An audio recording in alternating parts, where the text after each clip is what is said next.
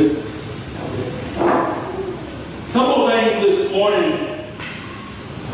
I want to read y'all a couple of things before we get right into our message. It's part of the message, but something I was talking about a while ago when we showed the video, Have You Forgotten? Well, I believe that most of the world's forgotten. Or they just don't care. Guys, I'm telling you what, it don't matter if we're in Decatur, Texas, or if we're in Rio, Mexico, or Cloud Talk, or where we're at, people don't care. People are so self-focused anymore, they don't care. But I got news for everybody. They're about to care. I hate to be the bearer of bad news, but judgment is coming and judgment's here. And for all the people that think they're escaping, dying, going to get away with all of it, they got to know that. You know, when I was talking with my dad, we were talking about it, and I said, you know, the definition of insanity we all know, right? Keep doing the same things over and over and expecting different results. Well, you know, our whole world, if you go back and you look for, over 2,000 years now, we didn't learn nothing with Solomon and Gomorrah. We didn't learn nothing with Noah. In fact, we're going to tell you this, if God continues to let us go on the way we're going, He won't have to apologize to Solomon and Noah because we're right there, if not worse. But it was well, how can you say that? Read the Word. Listen. Most of them don't want to do that. So many people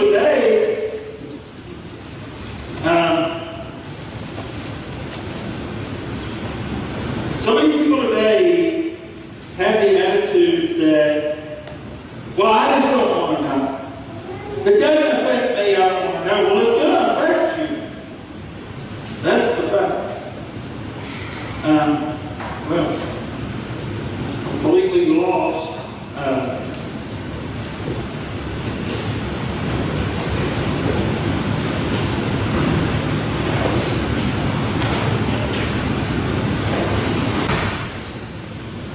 See if they'll bring it back up.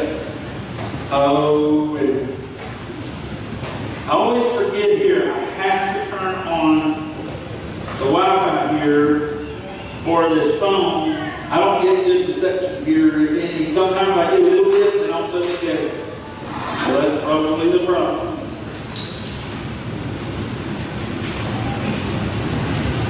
That's back on.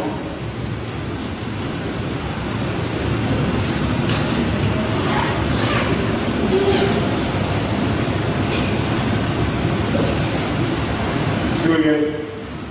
That was the problem. A couple of things this morning.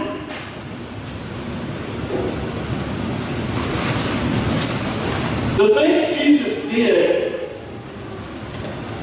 were the most menial of everyday tasks. We all know that, and we say it, but then we believe it, that Jesus didn't come as a king, He came as a servant. But folks, let me explain something to you. The first time Jesus came, He came to teach us, to give us an example of how we're supposed to be. But here's the part that the whole world's forgot. He ain't coming back as this little gentle lamb anymore.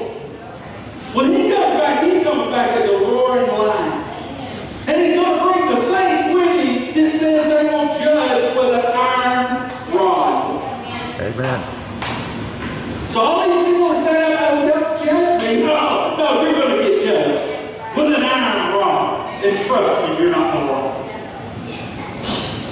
You see, because we've been given over 2,000 years to straighten up. Jesus came as a man to live and give us an example of what we're supposed to do. But once again, we've turned to other gods.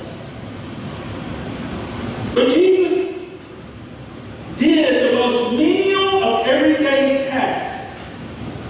And this is an indication that it takes all of God's power in me to accomplish even the most common task in His ways? Can I use a towel as He did?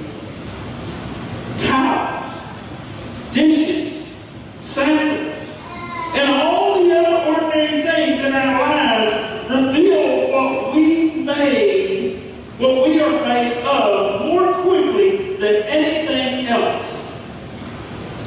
It takes God Almighty incarnate in us to do the most menial duty as it ought to be done. Here's the problem. Most of the people today won't pick the towel up. Folks, I've cleaned the bathrooms of this church. In fact, right after I got out of the county jail, after my brother Damascus experience, it was a joy to me and Brother Holt, the first ones of the church. We'd open the church up, turn the heat, the air conditioner on, every which one time of year it was.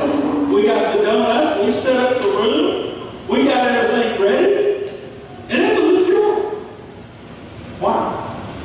Because Jesus just completely changed my life and saved me. And today they won't even get out of bed to come help set. Folks, this problem is not a Decatur problem. It's not a Texas problem. It's a problem all over the world, all over the country. We talked, my dad, I think, knows everybody here from Mexico. He's only been going there for 50 years, so, and I'm not exactly living here for 50 years. We went into the Schlotzky's there. My dad knows them.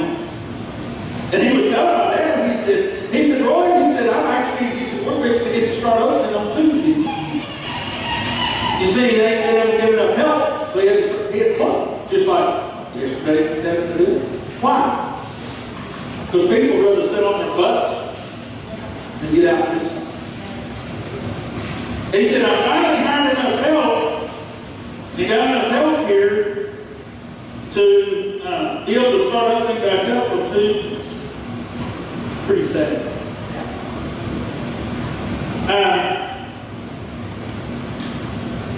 The other thing I wanted to share with you, I'm trying to pull it up since I lost all my stuff because I have to turn the internet on.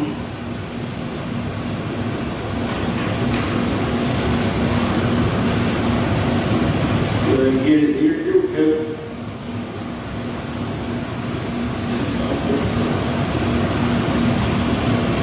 This goes right along. And this is from another pastor, a lot of you know.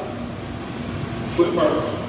This is what he said last night, which is, I kid with Quint quite a bit, because he'll put something on that like that, it'll be something God give me, and what we're fixing to talk about, and so I'll tell him, I said, man, you posted that. I said, well, how did you know, and it's kind of a joke between this, I'll say, how did you know what God gave you and what my message is going to be about? He said, we must be hearing from the same guy.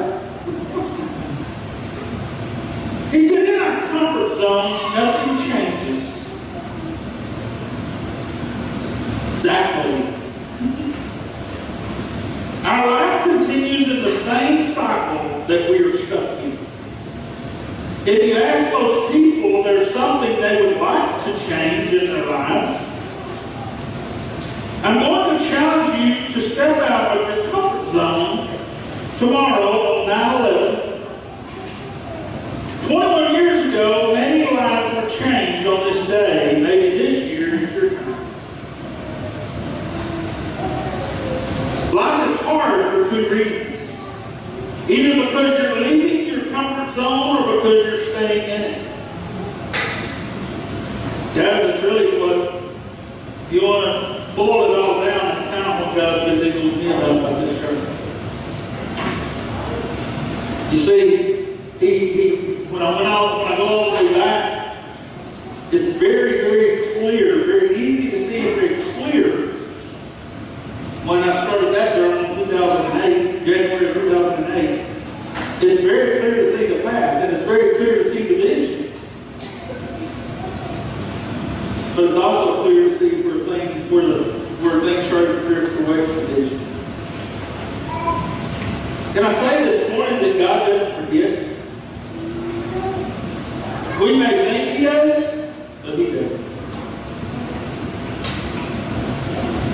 Do we forget that God says if we're faithful in the little things, He'll give us much? But see, the world today wants the much, they want the little things.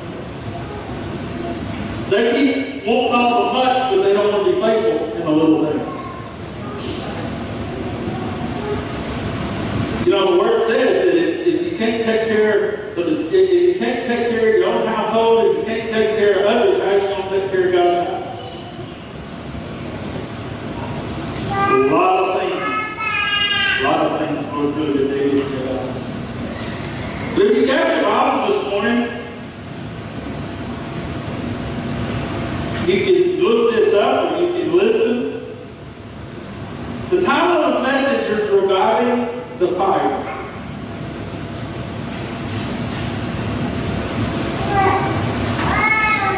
My wife started to print out what she thought was the message this morning, and you can see many pages. I said, honey, this right here is what God started giving me and dealing with me about the first of this month.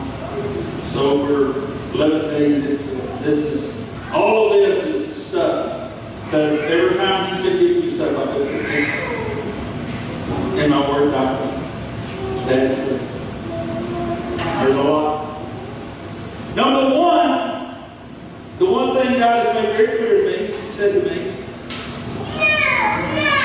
is that I am to preach and I am to teach the Word. But you see, if you go to Psalms 127, verse 1, this has kind of been something that's been a pet peeve of mine before we ever actually started the River Morning Church, but when this ministry started. And that is, unless the Lord, Psalms 127:1 says, unless the Lord builds the house, the builders labor in vain. Unless the Lord watches over the city, the country, the nation, the guards stand watch in vain. Now, I wanted to show the video a while ago of Have We Forgotten? You see, I remember exactly where I was at September 11th, 2009. I was on my way to Arlington, Texas. My grandmother was in Arlington Memorial Hospital. I was on I-35, just about to go under 820 there. They flew the first plane into the tower. And I was at the hospital when they flew the second plane. And then, of course, should have been gone. But you know, if you think about it, we vowed that we wouldn't forget. And as he says in the song, they took the stuff off of my TV because they thought it was too disturbing. That's not true. September 11th, 2001 was God's final warning to America. And if you'll think about it, if you'll research it, study it, you'll see it. That's when they openly started censoring. Openly. What we would watch, what we would hear, what they would let us see.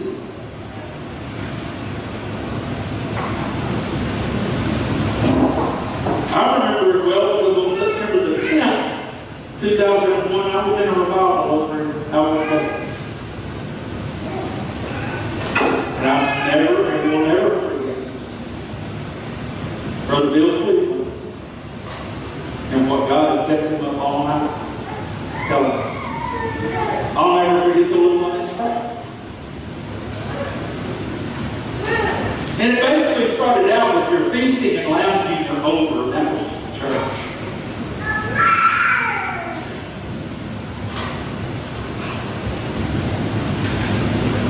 Can we listen?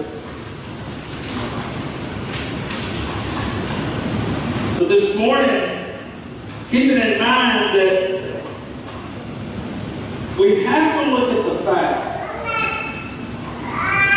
And guys, what I said a while ago, I don't mean it threatening. I don't mean it harshly. I mean it exactly the way the Word and what the Lord's been saying to me. And that is that we can sit here and bust our butts. Or we can sit here and be complacent, just do nothing. But either way, God's going to decide, is He going to build this house? And if He don't want to build it, we're wasting our time. But I'm going to tell you something. All you got to do is start with Genesis and work your way to Revelation. Show me where God says, well, that's okay for this place. If you, I'll tell you the message.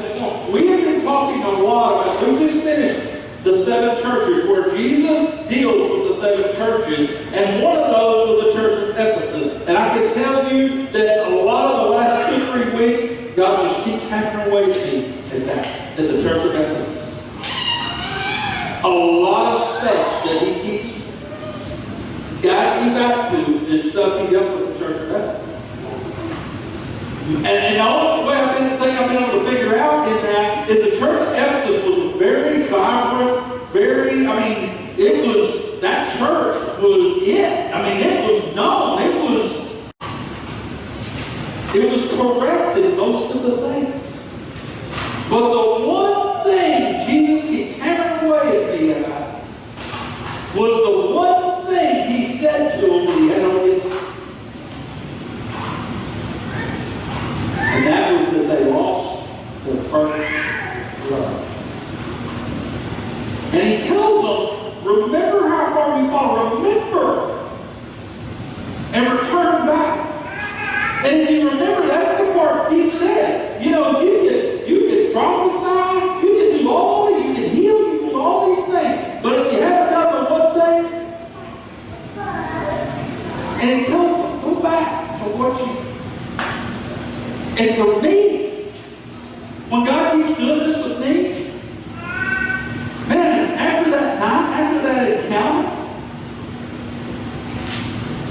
I didn't care what the else thought. It was get out of my way, I'm following Jesus. And if you don't like it, I'm sorry. I'm following Him. He began to teach me and grow me, and I couldn't get enough. You see, that's what the Lord keeps saying. Go back and read about the church of Ephesus. The days of the early church, some of the Greeks started complaining about how the Jewish believers weren't helping. Now hear this. The griping in the church. The Greeks were complaining about how the Jewish believers weren't helping Greek widows the same as their own. Well, you're making a difference. You're not taking care of the Greek women. You're not taking care of the Jewish women the same way you're taking care of the Greek women. Dependence. The apostles gathered and made arrangements for how the church would care for the widows. They clearly stated, though, and they said this, and this is what, man, why the Lord just keeps going back to this, back to this, back to this. And I said a while ago, I was talking about the fact of us having to come in and do everything and all of this. Well, I want to tell you, one of the things that's got very, very, very clear here, you see, we're no different than the Israelites when God delivered them out of Egypt. We all try to go back to our comfort zones. Isn't that what we're talking about?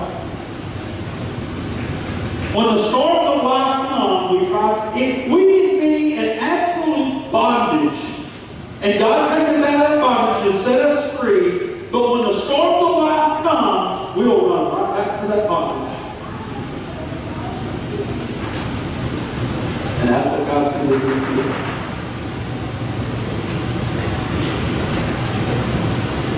So at a time, things get a little rough. I'm trying to get you to depend totally on me in every area of your life. But when things get rough in this area, you want to return back to what you know. But can I ask y'all a question this morning? We just talked about the comfort zone.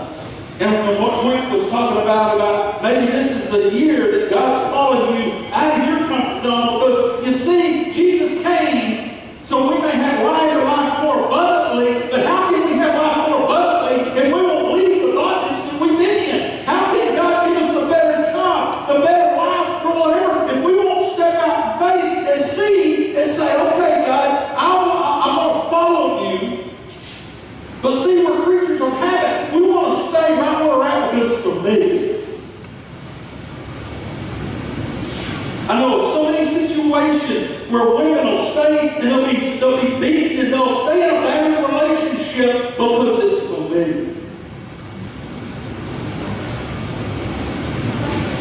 I know of so many, as a pastor, I've known of so many different situations where you try to counsel, you do everything but do it for them. But they keep going back. Oh, it's for me. But that's what God's calling the church out. You see, if you go back and you look at the 7 churches he's dealing with, Jesus plainly said, it's his bride, guys. If you honestly think Jesus is going to accept an unblemished board, a blemished board, you got another thing coming. He's not going to take a blemished mess of a church for his bride. And if you study the 7 churches, that's what he's doing. He's setting the thing straight.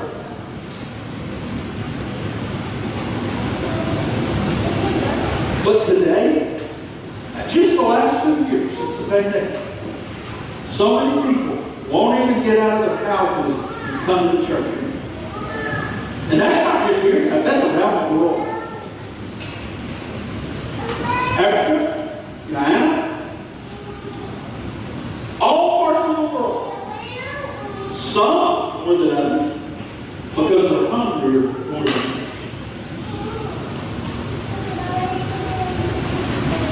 If I don't spend time with God, well, let me back up, because I want you to hear this. The one thing God keeps taking me back to that is clearly stated is Acts chapter 6, verses 1 through 4.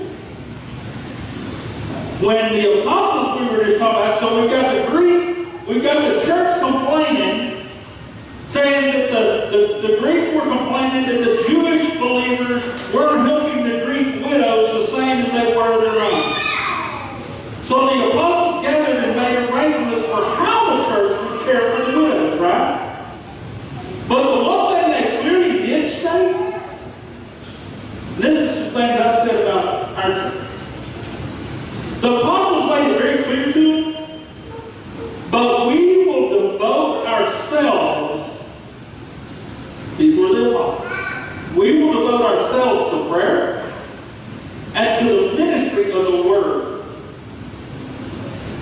They knew an important truth that we need to grasp. That if you don't spend time with God, how will God, or how can God use you? You don't have to have elaborate notes or studies.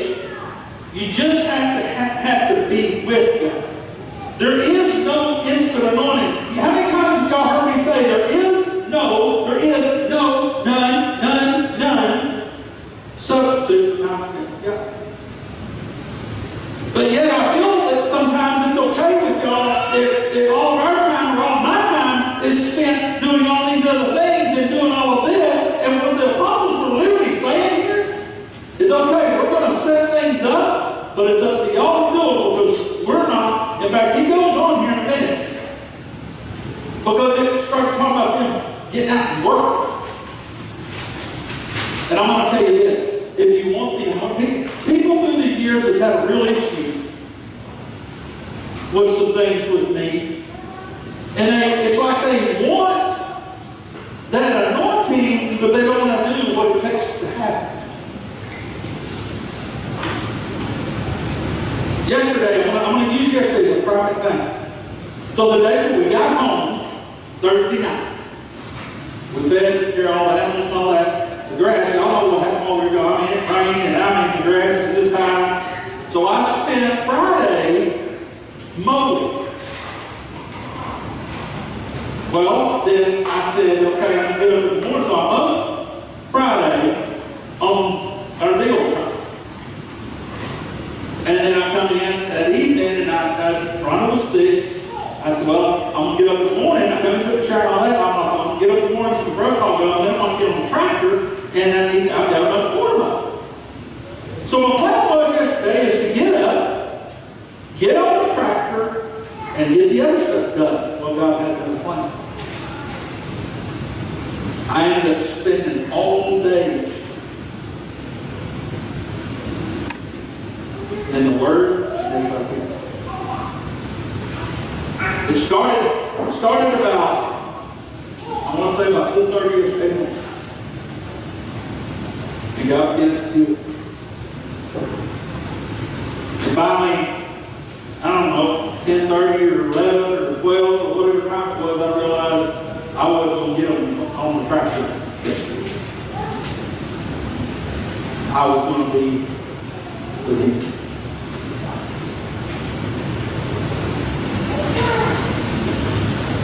The problem is with most of the churches today, they say they want a move of the Spirit.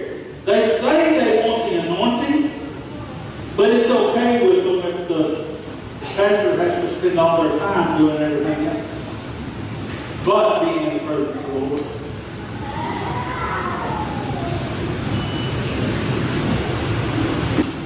If we want to see God move today, we need to say to Him, we want to build your church. See, we've got it mixed up. They've got all these classes you can go to now that they're going to show you how to build your church. They're going to show you how to get people in the door. They're going to show, but I'm going to tell you what it is. It's a business plan. It's people that may be successful in the corporate business, but now they're going to show you how to build a corporate church.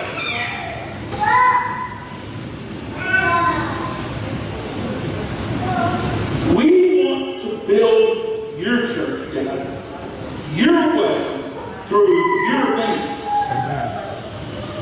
Your power is for your glory. It's your church. So if it's His church, when are we going to quit telling God how we need to run His church? Why don't we take our hands off of our churches and have the courage to say, Jesus, the church belongs to you. You build the church. Just show me the tools I should use and what goal I should have for your church. And this should be our attitude towards the church today. Father God, we give you our churches today. Kind of like when the Lord raised 1991, when He come in that jail cell, when I said, Father, I've made a mess of my life. You see, the thing a lot of people don't understand, when I talk about I made a mess of my life, I was trying. Everything I tried to, I tried to be a better father. I tried to be a better this. I tried to be a better, But the harder I tried, the worse things got. It seemed like I'd try this and I'd go down this road and all hell over there was. And it just get worse. You better ever been through something like that? Seems like no matter what you do, your heart and you're trying to think, well, I'm going to do this. And if I do this, then this is going to get better. Then you do that and it gets worse. And so May 6, 1991, when Jesus walked in that jail cell, the thing I said to him is, Father, if you can do something with this miserable life that I've made a mess of, take it as yours. I'm tired. I'm worried. And every time I try to do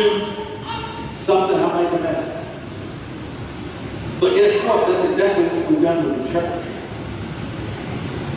Instead of asking God what we should do, we make our next plans, we build our next buildings, and we start new programs, and we never consult the Father. Our attitude should be, Father God, we give you our churches today.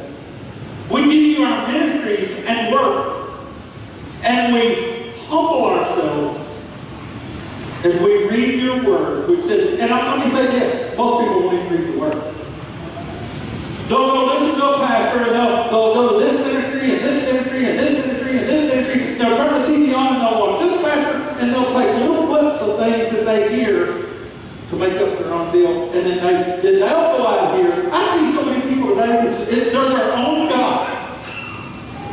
They're not following the God of the Bible. They're following the God of the TV. They're following the God of the evangelist. They're following the God of this. They're actually following their own God because they truly won't follow any of those other pastors either, because what that pastor said pisses them off. And I'm just going to be wrong, realistic.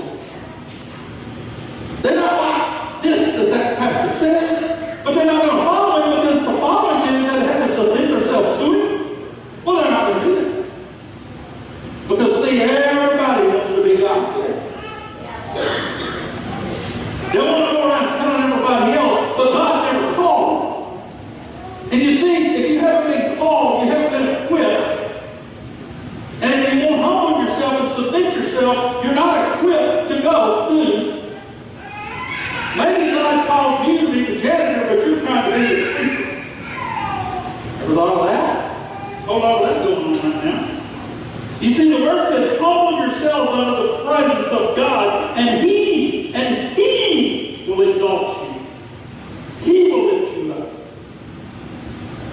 Forgive us for building our church, Lord, instead of yours. Forgive us for building a church with different models.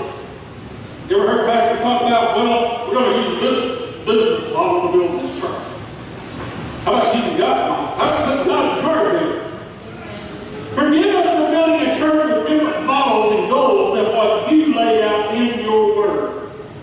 Forgive us for ignoring your word. Forgive us for following the spirit of this world rather than the spirit of Christ. Forgive us for using fleshly methods instead of those that are tried and true to the saints. God, we want to be Christians who give you honor and glory by the way we live. Remember I said, was it last before we left? The message that Sunday, was it the Sunday before or the Sunday before that? When basically you spoke, and I told you, I said, sometimes God just tells me to sit down and shut up. And you know what? That's great for me. Because my experience is when God tells me to sit down and shut up, He gets up, hold on, I'm going to pull this up. And I usually know when that's going to happen because keep in mind, God wakes me up at 3 or 4 o'clock in the morning. And if I wake up at 3 or 4 o'clock in the morning and He's giving me some little bits and pieces, but He ain't going to give me, you know. And that morning, I said, wow, this just goes right along with this. We overcome by the blood of the Lamb, what? Word of our testimony. You see, what God's trying to say to the church, He's got a whole lot more to say to us. And we can say a whole lot more by the way we live than all the talking we're doing. So exactly. God, we want to be Christians who give you honor and glory by the way we live. Can people tell it's your job that you're a Christ follower? If not, you can tell them you're a Christian all day long. But if they can't read that in you in the way you live, do you think God's happy with it? It's getting darker around us, but your light is still shining brightest of all. In this darkness, God brings out a remnant of people. He will bring out a remnant of people who really know and love you. Use for a month or a year or a week. We don't know when you're coming, but God, from now to the finish line, let abundant grace be upon us all. We pray in Jesus' mighty name.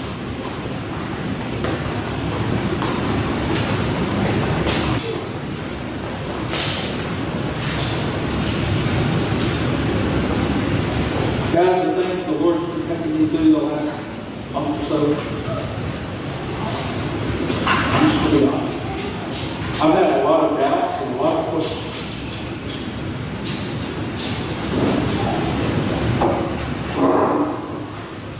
I've had a lot of doubts and a lot of questions of why we're not growing. Of why every single week me and Rhonda have to decide what bill to pay or what not. Or what they're going to shut off and what they're not.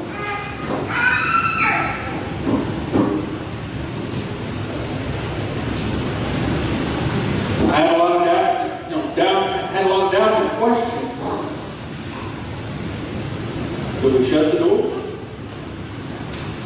God, did you tell me to do this or do that? But the one thing He's made clear, and it's very, when you look at that journal, it's very clear where He called the preach.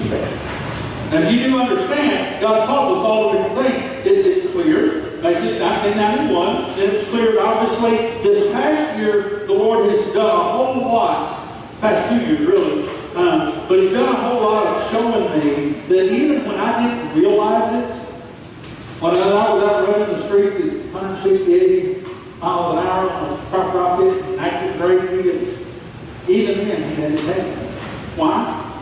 Because exactly what God's done is proven to me that every word in that Bible is true. I called my dad, we were standing right out here in the room, and I called him, I got real emotional.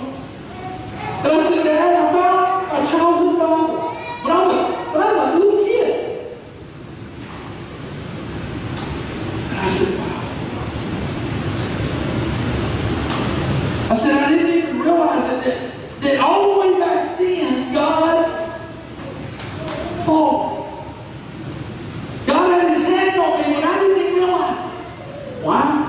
Because I found notes as a kid. I found things I had underlined, made notes of as a kid. And then me and Rhonda found my Bible that I had as a teenager, because at 17 years old on Cooper Street, Arlington, me and two friends were in my car, and we had a tragic car accident that should have killed us. Yet every one of us got out and walked scot-free. That Sunday, I was back in church. Because every single one of us knew, beyond a shadow of a doubt, God's hand protected us. And we all got out without a scratch. The worst thing that happened is my buddy in the back seat peed all over himself. So he had some wet pants. That was about the worst thing that happened. But we all knew God's hand. So at 17, that next week, I'm back in church. And we found my teenage Bible. And I began to go through it. Very clear. God had His hand. And I told my dad, I said, when I didn't even realize it, I didn't know it, the Word says, I knew you when I formed you in your mother's womb. And God has proven the last few years that when He formed me in my mother's womb, He also called me. I didn't know. I can assure you, when I was out there running in car rockets and running the streets and doing all that stuff, last thing on my mind, and I certainly would have. In fact, I'll tell you this. If you had told me prior to 2008 that I was going to be standing behind this pulpit preaching, I would have just square 9 coat, you can all share a love and singing, yeah. We had a quartet at one time. We've sang in Will Rogers Coliseum for the Cowboys for Christ. That was my ministry. What we did. Love music. But even then, and I've shared this with y'all before, I'd get up to sing and the microphone, we could practice, it'll be fine. But come time to get up in front of everybody.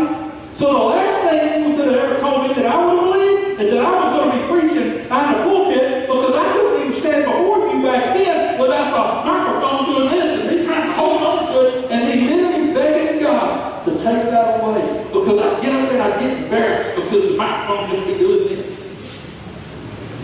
So the last thing I would ever say is, I'm going to be preaching. Not on your best day. But you see, this particular journal is one that's dedicated to my family. And on January the 18th, 2008, the Lord told me I've got journals that I've put. I've got them.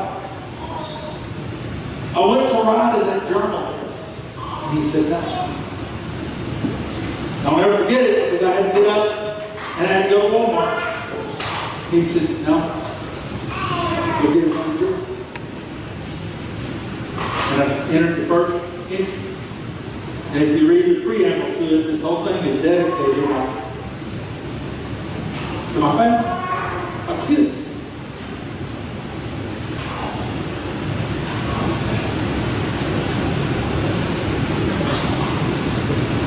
I don't know if you can see this.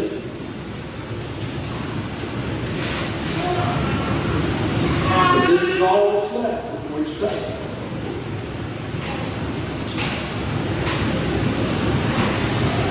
Is that when God's going to take me out of here?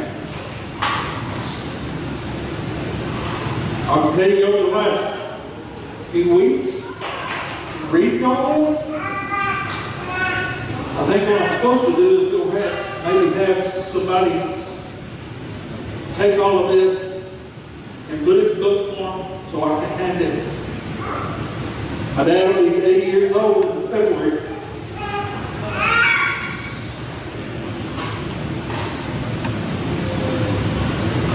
And in 2008 is when God started calling me the pastor. And I'm going to tell you that what was going on in 2008 by the religious standards,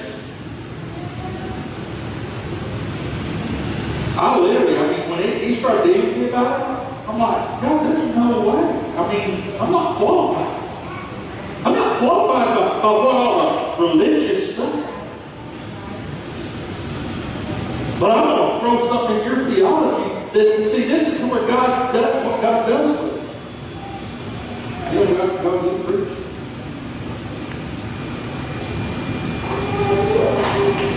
I'm going to say something right now to y'all that's probably going to just flip you out. First of all, does everybody here know how old Mary was when she got pregnant with Jesus? Yes. Who told her she was pregnant? The angel? Gabriel. The angel Gabriel. Let me ask y'all a question. What did they do to girls or women back then if you got pregnant out of wedlock? Stoned them. Stoned them. Killed them. So here's the scenario. The angel Gabriel appears to Mary. It says, Mary, you're pregnant with a child. Now she's betrothed, engaged to Joseph. Right? So Mary accepts it. But did you know that Gabriel also had to speak to Joseph? Because you see, when Joseph found out Joseph's first reaction is, I have to put her away, because they will kill her. They will stone her. But the angel Gabriel had to speak to Joseph and tell Joseph that she was pregnant. Okay. Are y'all ready for this? You probably never heard this before. They weren't married, right? Y'all ever thought about that? Were they married when Jesus was born?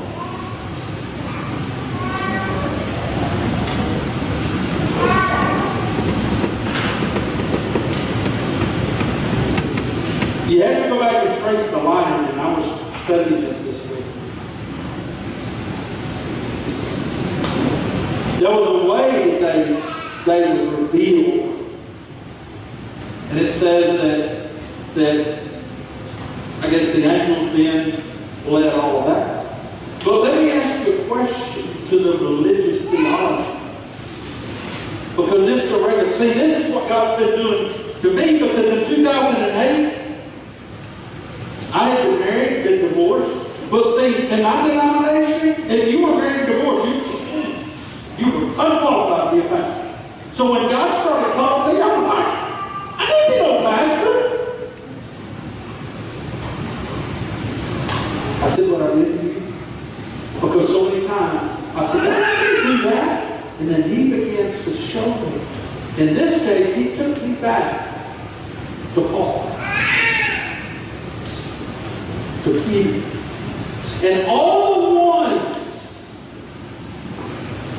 if you go back and you study every disciple, the first 12, and we know Judas Iscariot, he betrayed you, so there's 11. But if you look at every single one God chose, not the religious.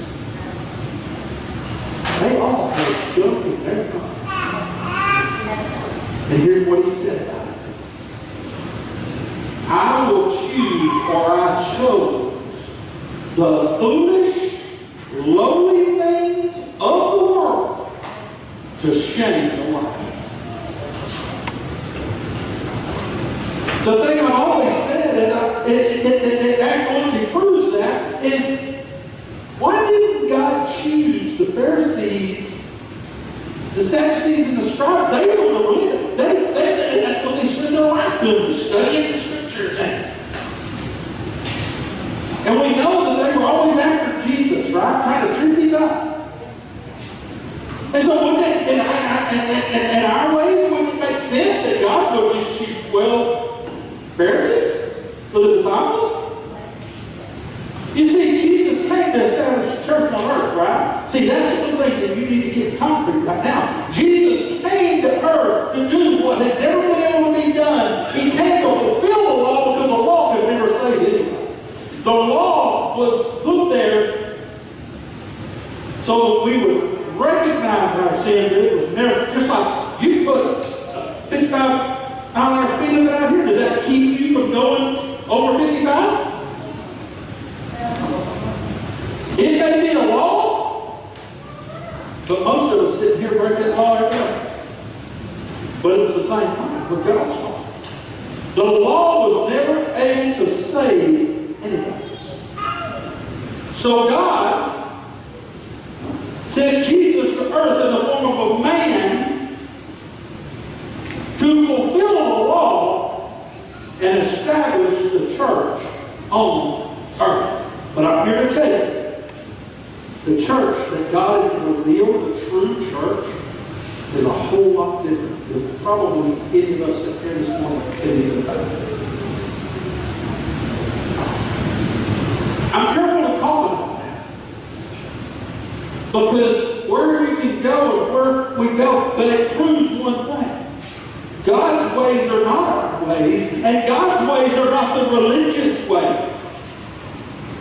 Because you see, here what I want you to hear this morning, it's all about a relationship with Jesus Christ, because you can never be good enough. But when you accept the one and you accept and you begin to have a relationship, a walking, talking through Jesus, He is good enough. He completed it all on the cross. And basically a judgment. And see, I got that picture in my shrine. That I'm going to stand before God, and I'm either going to be standing there alone, and I'm going to be condemned to hell, or Jesus is going to speak up and say, Father, I'm His attorney. And I've already bought paid for this man. Put it on me.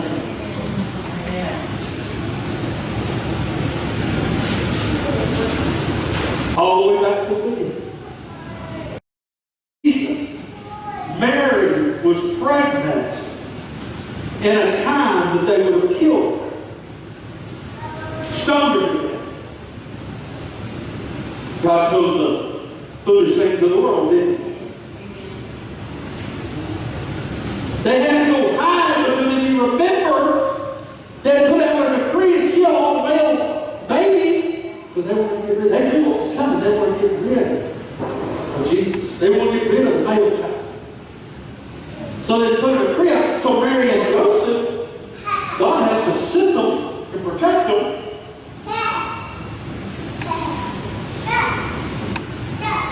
Look it up.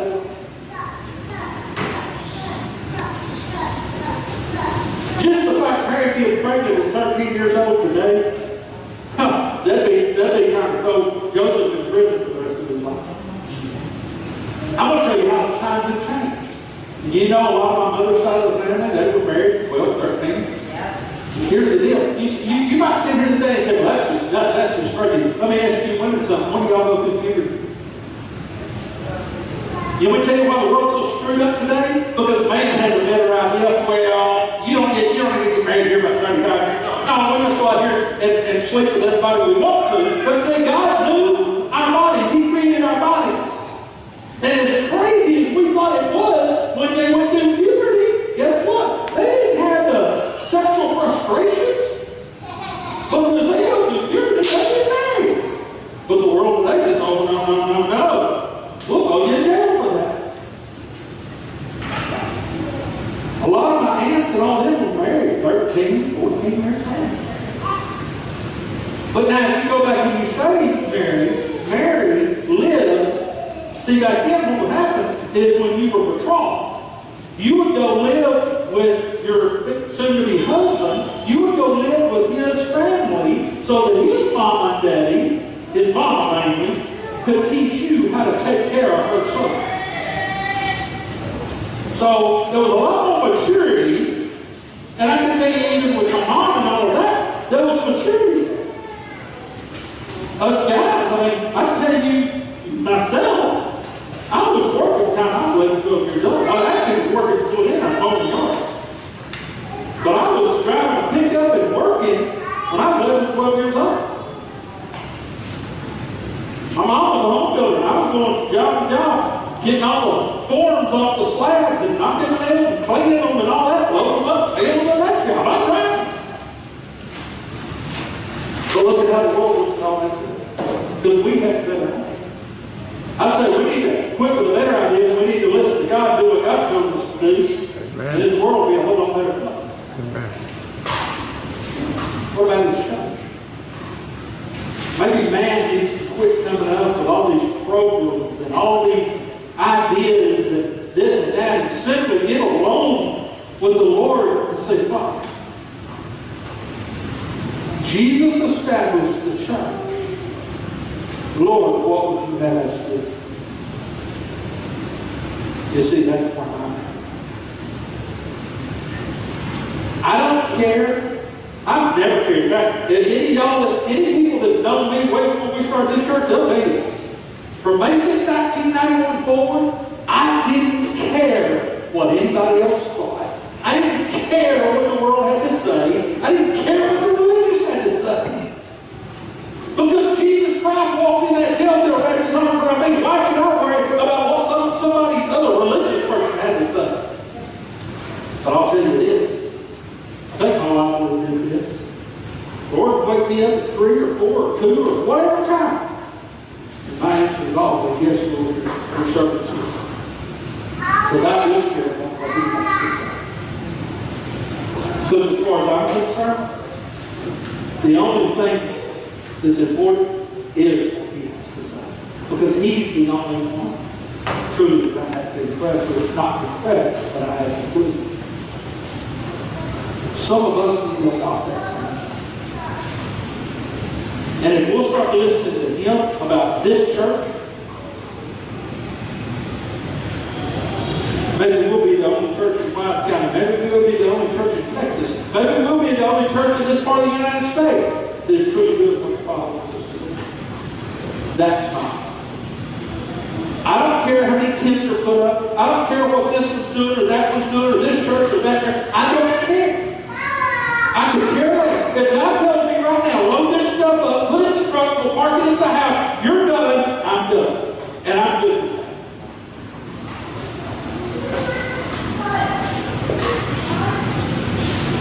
I want to please the Father. You see, I want to get there and get before him, and he said, well done, my good and faithful servant. Yes. Not sorry. Away from me, you worker of iniquity. I never knew you. I don't want to climb this ladder or walk this walk and get there and then forget. But there's a whole lot of people out here that are more concerned about making and impressing and having titles and all this stuff to impress everybody else. And God is sitting there going, you're not high. So this morning I'm challenged. Because maybe we are. God is coming up from now forward. One of the reasons we go usually about this time of year or a little before, I go to church or something like that, is I know come September, it's fixed to get crazy. Not only with this church, but with that toilet. Because whether people want to admit it or not, that toy run is taking care of these. And those right there, you better not mess with him. Because he finally said, you go messing with these, you'd be better off having a milestone tied around your neck and going to sleep. That's why I'm the way I am. When I've had people even in this church that are no longer at this church that's had a problem with the toilet. Well, you might as well take your butt on down the road. Because that's these little kids, and like I've told everybody, without that, some of these little kids ain't going to have Christmas, they ain't going to have something to eat, they ain't going to have some clothes to put on. And I know that we can do a lot of things, but that's what's the heart of God. And it's fixed to get there. I get it's fixed to get right there. I got people calling me, even on the trip. People messaging, calling me, and y'all just been saying, I just put it on the, I was asked, well, would you, because Jeff Plumley had already took the picture and put it out, and so I had a lady, she said, would you please, they always start this way over, would you please make this an event so we can share, we've already got tons of people lined up to come, would you please put it out? So yesterday I created the event. They get tested. But you know what? When you look up the heart of the Father, maybe we need to quit worrying about all that stuff and just do what he tells us to do. Because life's a whole lot of fun. God, I don't know. I mean, I'm still being absorbed. And just let the Lord just do what he's doing. And I'm going to tell you, it's been free against some things. With our court case, while we were gone, I mean, I'll say this. As much as hard as this has been, you know, we got into this thing really in 2016, the first time when they put paid for 16. Never dreamed we would still be. Every time we turn around, we think, okay, we're finally going to get paid. And then another delay, another delay, another delay. But here's what God's been showing me. His ways are not our ways. But at this point, they're keeping against the go. And if you look at that scripture, you'll find what I'm saying. They're not fighting me. They're not fighting Rhonda. They're not fighting my attorneys at this point. My attorneys will tell you that. They're fighting me. And And they can stomp, kick, scream, whatever. But they've lost every one, and they're grasping at straws. And God's going to find them. But I've also had to learn. I get upset. I get twisted all the times because I think, we've been 6 of us, going on 7 years, 16 years. But God reminds me, have you gone hungry? Haven't you actually paid some stuff off? Yeah, I can't explain how. I'm going to say this and I'm going to close.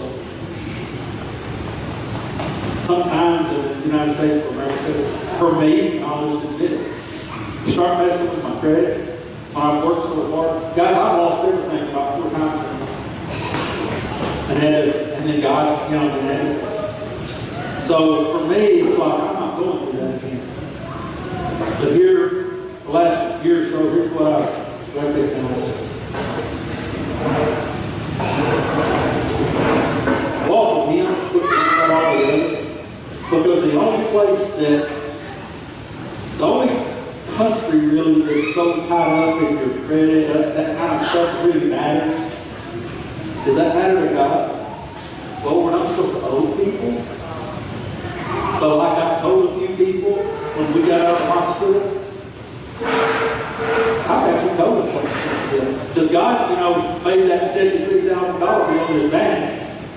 And I actually told a couple of people that wanted to start down with me. I said, look, you can handle whatever you think you got to do. Here's the facts. Me and most of our church was in the hospital fighting for our life. So you handle it. I got to do not answer that. And that may sound bad, but what God will do about it, do what He says to do. Because when you get down to it, the things that are important to Him are not of this world. And yes, we're supposed to pay our bills, and we're supposed to do all those things. But the first and foremost thing we're supposed to do is be obedient to Him. And somehow, some way, I don't understand it. But God has sure been taking me through and reminding me, when you're getting all upset over here, and I tell you, don't worry about what you eat or drink or wear or whatever. I tell you that all the time, but you still worry about it. And yet, did not take care of this, did not take care of this, did not take care of this. Did He do the same thing in Moses' day when they kept driving? We don't have that to eat. Well, He had it coming up out of the ground. We don't have that to drink. Well, He had that coming up out of the ground, and they still driving. Aren't we just like that?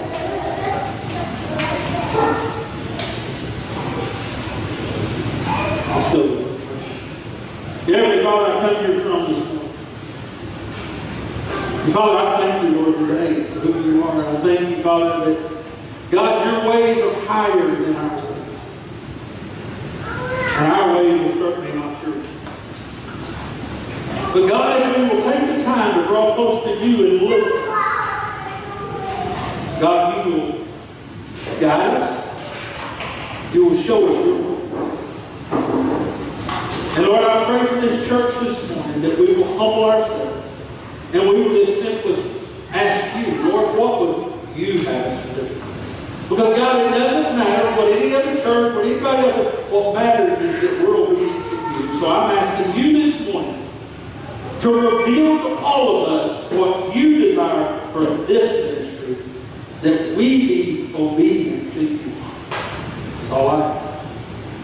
Father, forgive us when we have failed and got off. God, gently guide us with Your grace and Your mercy. But we ask these things this morning. Lord, I ask Your hand be upon those who are sick. And not here that You raise them up and bring them back. And Lord, I ask that You take our tithes and offerings, and just like You've been doing, God, that You increase them. And that, Father, You meet every single need according to Your riches and glory. And that You bless these people for their obedience. In Jesus' mighty name. Amen.